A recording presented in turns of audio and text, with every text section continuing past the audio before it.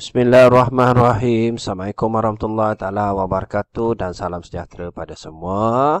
So hari ini cikgu nak bincang soalan percubaan negeri Kedah. Okey, sebelum tu terima kasih pada semua pelajar yang telah subscribe channel cikgu lah. Yang belum boleh tekan subscribe dan boleh tekan like Okey, kita tengok soalan yang pertama. Rajah 1 menunjukkan sebuah bekas berbentuk silinder. So kita ada silinder yang dipenuhi oleh air, so penuh dengan air, diberi tinggi silinder 2 kali jejari silinder tersebut. So kalau jejari dia 7, tinggi silinder 2 kali. So tinggi dia, okey, so kita dapat 7 kali 2, so 14 lah. 14. Okey, kita tengok soalan. Tentukan tinggi dalam sentimeter air dalam silinder. So tinggi dia automatik kita dapat 14. Okey, senang soalan ni Soalan ni satu markah je. Okey, kenapa dia satu markah? Dia aras pengetahuan Ni aras pengetahuan. Simple je soalan ni. Okey, seterusnya kita tengok soalan B. Hitung isi padu. Okey, bila dia minta isi padu air dalam silinder, so kita tahu formula silinder diberi Okey, silinder. Okey, formula dia pi j kuasa 2T. Formula ni dia beri. So kita just masuk nilai je. Okey, cikgu masuk nilai. So sama dengan pi ni 22/7. Kalau dia tak mention dekat sini 22/7, pelajar boleh pakai 3.142 pun boleh pakai Okey, darab dengan jejari dia kuasa 2, J kuasa 2. Darab dengan tinggi dia kita dah dapat 14. So just tekan kalkulator. So cikgu tekan kat sini kalkulator. 22/7. Okey, darab dengan 7 kuasa 2. Darab dengan tinggi dia 14. Okey, so kita dapat 2156. 2156. Settle soalan ni. Okey, soalan yang B ni 2 markah. Maksudnya dapat formula masuk nilai dah 1 markah Tekan kalkulator 1 markah. Okey, settle soalan yang pertama. Kita pergi kepada soalan yang kedua. Okey, soalan yang kedua pelajar take note dekat sini lah. Kalau soalan dia 1 markah, aras pengetahuan lah. Okey. Tentukan sama ada ayat berikut merupakan penyataan atau bukan. So, pelajar take note dekat sini. Kalau penyataan, mesti boleh ditentukan. Boleh ditentukan. Okey, betul atau salah lah. Betul atau salah. Okey, contoh dia kalau soalan ni 1 ialah nombor perdana. So ni ialah penyataan, tapi penyataan yang salah. Kita tahu 1 bukan nombor perdana. Nombor perdana dia start dengan 2, 3 dan seterusnya lah. Okey, so 1 ialah nombor perdana, ni ialah penyataan. So cikgu jawab A ni pernyataan. Sebab kita boleh tentukan ni statement ni salah ni, kita boleh tentukan dia salah lah. Okey, contoh kalau cikgu tulis. Contoh, X tambah 2 sama dengan 10. Penyataan tak? Bukan. Kenapa bukan? Sebab kita tak tahu dia betul ke salah. X ni berapa kita tak tahu. Okey, kalau 2 tambah 3 sama dengan 10. Ni penyataan. Tapi penyataan yang salah lah. Okey, pelajar take note dekat sini Okey, seterusnya kita pergi kepada soalan B. Okey, tulis songsangan bagi implikasi berikut dan tentukan nilai kebenaran. Okey, dia minta kita tulis songsangan bagi implikasi. So, yang ni implikasi lah. Okey, pelajar guna formula yang cikgu suggest. I ask. Okey, so cikgu mention dekat sini lah. I ni P menyebabkan Q. Kalau akas, terbalikkan dia balikkan dia Q menyebabkan P. Okey, kalau songsangan mesti ambil daripada implikasi lah. Okey, bukan P menyebabkan, bukan Q. Okey, kalau kontrapositif, akas, ambil pada akas, bukan Q menyebabkan, bukan P. Senang je soalan macam ni. Okey, soalan ni dia minta kita tulis songsangan. So, songsangan cikgu take note dekat sini lah. Bukan P menyebabkan bukan Q. Yang depan ni kan P, yang belakang ni Q. So kalau kita nafikan, jika X tak sama dengan 3, maka X tambah 5 tak sama dengan 8. Okey, seterusnya tentukan nilai kebenaran. Nilai kebenaran ni kita kena masuk nilai. Dia paling mudah masuk nilai. So kalau X ni tak sama dengan 3, contoh 4 lah. So 4 tambah 5 tak sama dengan 8. 4 tambah 5 kan 9, tak sama 8. So statement ni ialah benar. Okey, kalau soalan macam ni satu markah. Benar ni satu markah. Okey, settle. Soalan B. Okey, kita pergi kepada soalan C. Okey, soalan C. Tentukan sama ada hujah berikut sah atau tidak sah. Okey, so kalau sebut saja hujah, sah dan tidak sah, munasabah dan tidak munasabah, kita take note, hujah ada 3 bentuk. Hujah 3 bentuk. Okey, so kalau bentuk yang pertama, semua. Dah ada perkataan semua. Okey, yang kedua, bentuk yang kedua, okey, jika maka lah. Okey, jika P, maka Q. Okey, sekarang ni, kalau kita tengok dekat sini, dia mesti tulis premis 2, mesti P dulu. Mesti P dulu. Sorry. Maksudnya dekat sini P, dekat sini Q. Kalau bentuk ketiga, jika maka juga. Jika P, maka Q. Okey, cuma dia dekat sini, dia nafikan dia. Bukan P, kat sini bukan Q. Bukan P ke bukan Q. Cikgu terbalik. Dekat sini, cikgu rujuk buku teks sekejap. Okey, so dekat sini, dia ada 3 bentuk. So yang ni P benar, Q benar. Dia sebut P dulu, baru sebut Q. Kalau yang ni, bukan Q. Dia kena sebut bukan Q dulu. Okey, bukan Q, bukan P. So kalau kat sini, bukan Q. Sorry, ambil yang belakang. Bukan Q menyebabkan bukan P. Ini nota dia lah. Okey, kalau kita tengok soalan ni, cikgu besarkan sikit. Okey, kita tengok soalan ni.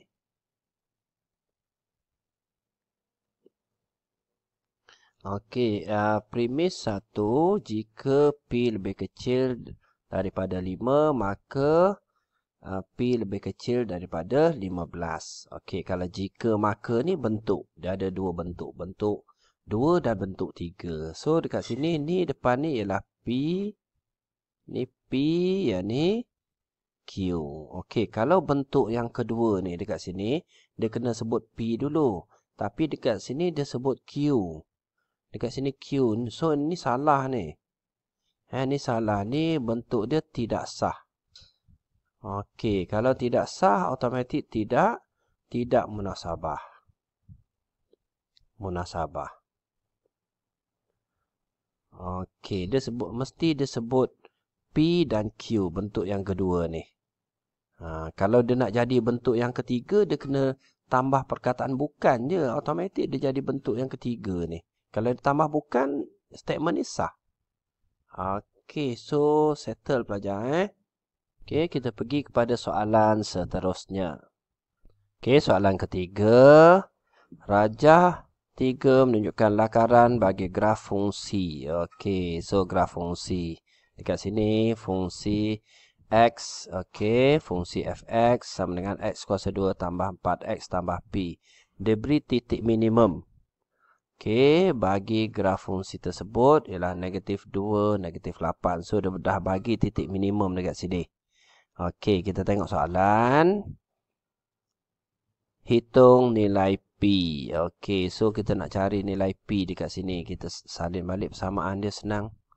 Okey, fungsi fx sama dengan X kuasa 2 tambah 4X tambah P. Okey, first kali biasanya cikgu akan mention kepada student lah. Kita buat yang ni A, yang ni B, yang ni C. C ni ialah apa? C ni ialah pintasan Y.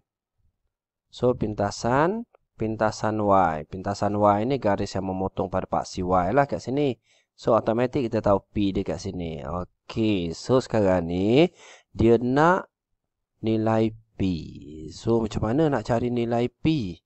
Okey, dekat sini dia dah bagi fungsi dan dia bagi satu koordinat dekat sini. Kita just tukar je. Dia sebenarnya persamaan asal dia. X kuasa 2 tambah 4X tambah P. Just gantilah. Kat sini X, kat sini Y. So, Y dia negatif 8 sama dengan X dia negatif 2 kuasa 2 tambah 4. X dia negatif 2 tambah P. So, dekat sini, okey, dia selesai seperti biasa. Kalau cikgu suka tekan kalkulator lah. Okey, so, cuba tekan kalkulator, tengok. Negatif 8. Okey, sama dengan tu alpha soft. Okey, negatif 2 kuasa 2. So, cikgu buat negatif 2 kuasa 2 ialah 4 lah. Okey, 4 tambah dengan 4 darab negatif 2, negatif 8. So, 4 tolak 8 lah, senang. Okey, tambah dengan P ni ganti dengan X. Alpha X. Okey, kalau satu pemboleh ubah macam ni, kita tekan shift soft. Shift soft. Kenapa error ni? Okey. So, minta maaf pelajar. Kita kira manual lah. Negatif 8. So, kat sini negatif 2. So, dapat 4. 4 tolak negatif. 4 tolak 8. Negatif 4. So, negatif 4 bawa datang sebelah. Positif 4. So, P tu ialah negatif 4. Okey, sebenarnya boleh tekan kalkulator. Pelajar cuba. Okey, so kita tengok. P dia negatif 4 kat sini. Negatif 8. So, logik lah. Okey, kalau soalan bentuk dia macam ni, biasanya 2 markah masuk nilai 1 markah, jawapan dia 1 markah lah. Okey, cuma cikgu dekat sini, cikgu tak tengok markah dia berapa. Okey, seterusnya kita tengok soalan B. Graf fungsi kuadratik kemudian dipantulkan pada paksi X. Okey, so sekarang ni dipantulkan pada paksi X. Nyatakan fungsi kuadratik yang diwakili graf tersebut. Okey, diwakili graf yang telah hasil lah. Okey, dalam bentuk fx sama dengan ax kuasa 2 tambah bx tambah c. Seterusnya, cari persamaan paksi simetri. Okey, first kali pelajar. Soalan ni soalan buku teks. Soalan buku teks. Sekarang ni graf dia macam ni. Graf asal dia. Okey, dan dikata dipantulkan pada paksi X. So, maksudnya cikgu pantulkan. So, bila pantul pada paksi X ni, dia akan jadi macam ni lah. Graf dia. Okey, so graf kuadratik dipantulkan. Nyatakan fungsi. Dia nak fungsi dia. So, sekarang ni graf senyum. Positif. Yang ni graf masam. Negatif. So, kita dah ada dah fungsi dia tadi. Fungsi X sama dengan X kuasa 2 tambah 4X tolak 4 tadi. Ni ialah graf yang warna purple tu. So, bila pantulkan, mesti jadi negatif. So, Fx sama dengan, cikgu letak negatif je dekat depan tu. Cikgu salin balik. 4X tolak 4. So, dia jadi negatif. So, negatif X kuasa 2. Negatif, positif, negatif. Negatif, negatif. Positif. Okey, so settle untuk soalan ni. Okey, soalan macam ni, bila kita pantulkan letak negatif ni soalan ni 1 markah dan jawapan akhir dia 1 markah. Okey, seterusnya paksi simetri. Paksi simetri ni aras pengetahuan lah. Titik minimum ni, paksi simetri ni. So, dapat terus X sama dengan negatif 2. So, 1 markah. Okey, settle soalan ni 5 markah. Okey, dan seterusnya kita pergi pada soalan yang keempat. Soalan 4. Husna berhasrat membeli sebuah televisyen yang berharga 2,300 secara ansuran dari sebuah kedai elektrik. Terdapat 2 pakej pembayaran yang ditawarkan oleh kedai tersebut seperti dalam rajah. So, kita ada 2 pakej dekat sini. So, kita tengok pakej A ni. Dia bayar wang pendahuluan 230. Okey, ni installment dia. Ni kadar faedah dia 3.2% selama 24 bulan. Okey, ni package A. Kalau package B tak perlu bayar wang pendahuluan. Okey, tetapi kadar faedah dia lebih besarlah 3.6% setahun selama 24 bulan. Tentukan package yang lebih menguntungkan. Husna dari aspek jumlah pembayaran. So ni jumlah bayaran balik lah setelah tamat pelan ansuran 24 bulan tersebut. Okey, kita tengok dulu package A. Bila sebut saja jumlah pembayaran, kita ada formula lah dibekalkan. So bayaran balik kita ada A. Cikgu buat package A dululah. Kita ada A. Okey, pembayaran sama dengan P tambah dengan P RT. Okey, so ni jumlah bayaran balik lah. So prinsipal ni duit yang dia pinjam lah ataupun jumlah harga televisyen ni. Okey, kalau package A dia dah bayar muka 230. Jadi kita boleh kira lah hutang dia. Jadi kalau cikgu kira sini 2,300. Okey, tolak dengan 230. So, dia pinjam dekat sini 7. Okey, so 2070. So, kita kira lah 2070. Okey, tambah dengan 2070. Yang ni package dia. Okey, darab dengan rate dia berapa persen? 3.2%. Okey, darab dengan installment dia 24 bulan. Maksudnya T ni mesti dalam tahun lah. So, darab 2. So, kita kira dulu dekat sini. Bayaran balik dia. So, cikgu tekan kalkulator. 2070. Kita tambah dengan. Okey, bracket 2070. Darab dengan 3.2%. Maksudnya 3.2/100 lah. 0.2 per dengan 100. Okey, kita darab dengan 2 tahun. Okey, so cikgu kira. Cikgu dapat RM2,202.48. RM2,202.48. Okey, ni jumlah bayaran balik dia lah. Okey, dan kalau kita kira semula dia dah bayar installment 230, kita just tambahlah 230. Okey, ni jumlah yang dia bayar balik. So, cikgu tambah dia dengan 230. Okey, 2432.48. 2432.48. 48. Okey, kalau package B kita tengok. Okey, sama juga proses dia. Bayaran balik sama dengan okey, prinsipal duit harga TV itulah.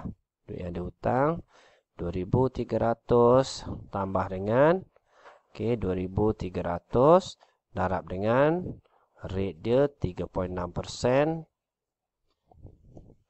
Okey, darab dengan 2 tahun. Okey, so kita tekan kalkulator juga. Okey, 2,300.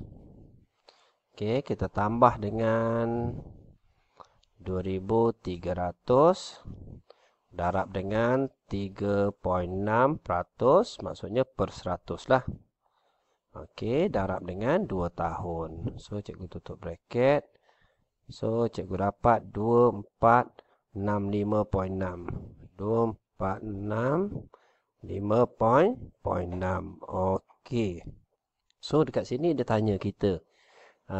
Tentukan package mana yang lebih menguntungkan. So, kalau kita tengok beza dia, package yang pertama lah menguntungkan, package A. So, kita tulis package A. Package A.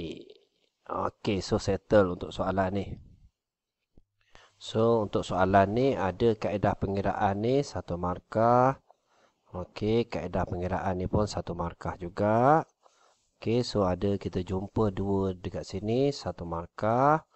Dan jawapan package A ni 1 markah. Okey, mudah sangat soalan ni.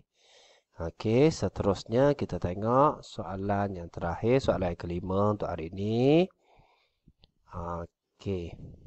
Rajah 5 menunjukkan permainan animasi Jump in Reward yang melibatkan watak bubu. Okey, dalam permainan ini watak animasi bubu akan melompat dari satu petak ke satu petak yang lain secara rawak. Petak berwarna hitam mewakili kawasan lompatan. Okey, diberi jumlah keseluruhan perimeter. Petak berbentuk segi empat sama yang dilalui bubuk ialah 240. So, kita tengok dekat sini, petak hitam ni petak yang dilompat lah. So, kalau kita kira petak, so 1, 2, 3, 4, 5, 6, 7, 8, 9, 10, 11, 12, 13, 14, 15, 16, 17, 18, 19, 20. So, 20 kotak. Okey, dekat sini dia bagi.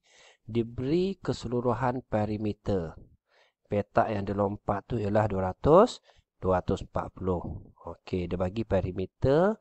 Jadi, kalau kita nak kira perimeter untuk satu kotak tu, 240, kita bahagi dengan 20. Kita bahagi 20.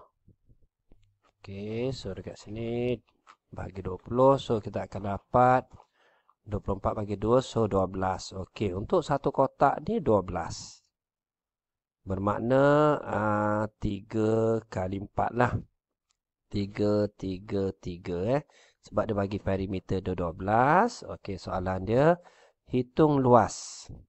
Okey, bagi satu petak berbentuk segi empat sama berwarna hitam. Okey, dia nak satu je petak. So, luas dia kita tahu luas segi empat. Luas panjang darab dengan lebar. So, 3 darab 3 kita dapat 9. Okey, untuk soalan macam ni. Soalan ni 3 markah. Yang pertama sekali, kita kira perimeter keseluruhan dulu. Bahagi 20 dapat 12. So, dekat sini 1 markah lah. Okey, ada hasil pendarapan 1 markah dan jawapan akhir dia 1 markah. Okey. So, itu saja 5 soalan yang cikgu sharing hari ini. Okey, jangan lupa like, komen dan subscribe. Terima kasih semua. Assalamualaikum.